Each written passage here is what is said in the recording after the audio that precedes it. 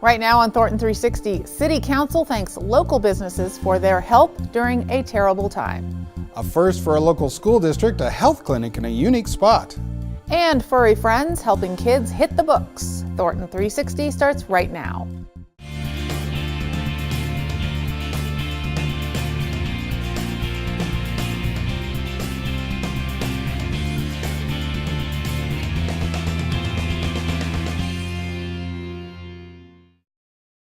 Hello and welcome to Thornton 360. I'm Lisa Wilson. And I'm Todd Barnes. Thanks for joining us. We start this edition of Thornton 360 with a look back at the last City Council meeting. In what was a short meeting, Council recognized the efforts of local businesses and employees who supported emergency responders and assisted local community members affected by the Walmart shooting at the Thornton Town Center on November 1st of last year.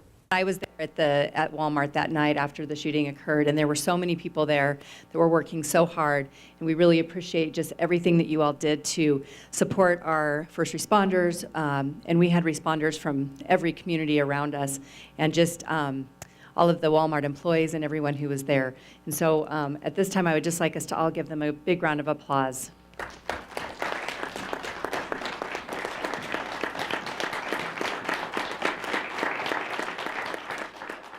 To see the entire City Council meeting, tune to Xfinity Channel 8 or Channel 881 if you want to watch in high definition, or visit cityofthornton.tv.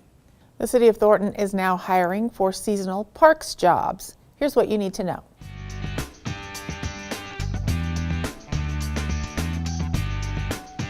We are offering full-time seasonal positions in parks, mow crew, golf, horticulture, and forestry. We hire 38 staff members, and a lot of them come with no experience to experience up to 20, 30 years, depending where you come from. What we do is we mow about approximately 400 to 500 acres of grass every season. So forestry's trees, horticulture is a lot with plants. Mow crew does the turf. If you like the golf side, we have that for you. It's a wider range of jobs that you can find your niche fairly easy. Your safety is really important to us, so we make sure that we put you in the right equipment, and the ones that you need to learn, we'll train you on that. We have mowers that are range from a push-behind mower all the way to a 16-foot mower that we use for sports turf. We've had plenty of residents that have, from time to time, have come up to us and have really appreciated the way that the parks have looked after we mowed them. You're able to go outside every day. You're not enclosed. You're out there at a park. It's just another day in the parks with us. We offer a competitive wage, and if you like working with your hands and being outside, visit the City of Thornton website under the Employment tab.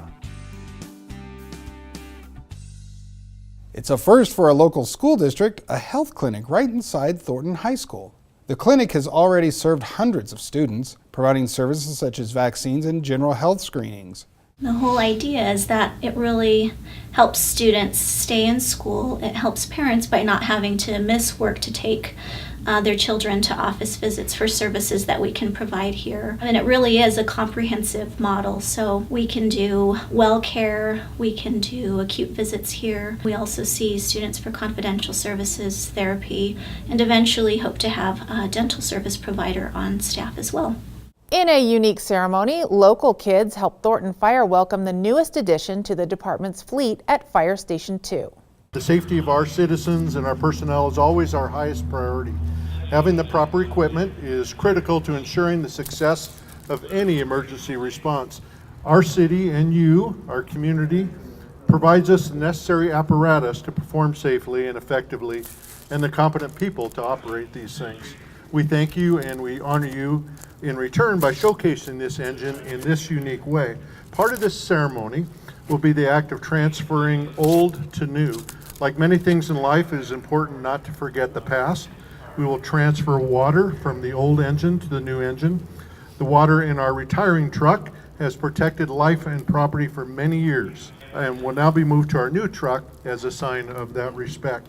Another part of the ceremony will be a wet down, and we're going to invite you, particularly the kids, along with the crew, to wash the wheels of our new engine. During the hub and spoke wooden wheels era of the fire service, washing the wheels kept them from drying out after a fire, and horse-drawn wagon was always washed before pulling into the fire station. You have to get the inside deep wheel too. And the final part will be the traditional housing ceremony called a push-in. This involves having firefighters, and we're going to invite our kids especially, to push the new apparatus into the firehouse. It's a fire service tradition that dates back to the 19th century when horses weren't adept at backing up. Thornton's new Engine 72 is now in service. Look for it on the streets of Thornton.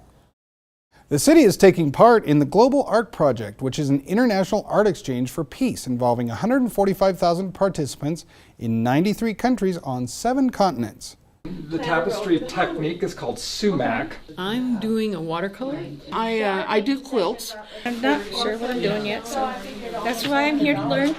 It's a bridge. You know, it allows us to be a bridge and hopefully be more visible in the community. There's a lot of programs that are being developed through the Arts Ambassadors. You know, this one, the Global Project for Peace. I think the idea is wonderful, and to share it around the world, that, you know, and that's why the garden kind of stuck with me, because there's gardens of all kinds and sizes and types throughout the world.